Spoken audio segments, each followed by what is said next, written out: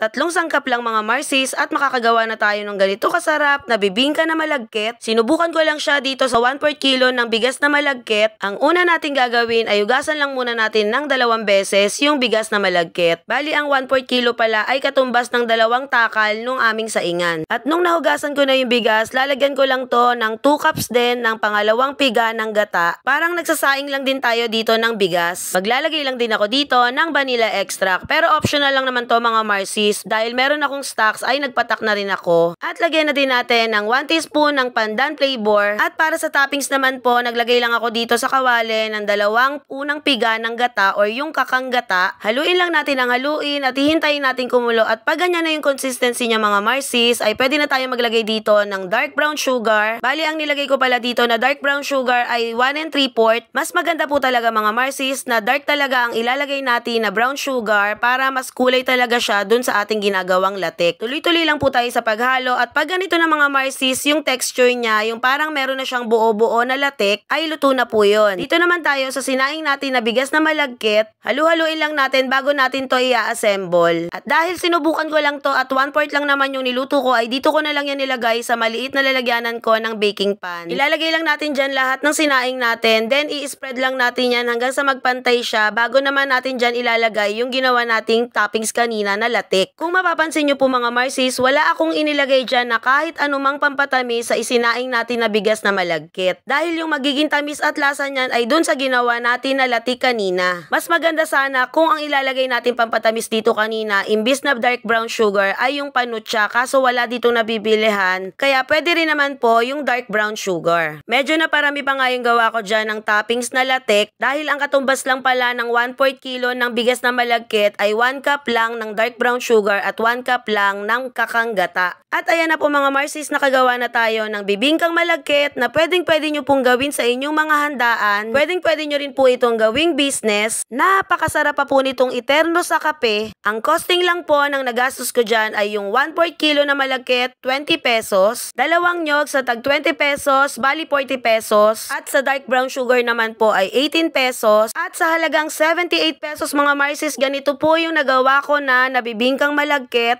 Pero kung ibebenta nyo na po yung ganitong size ay magre-range siya sa 300 to 350 pesos.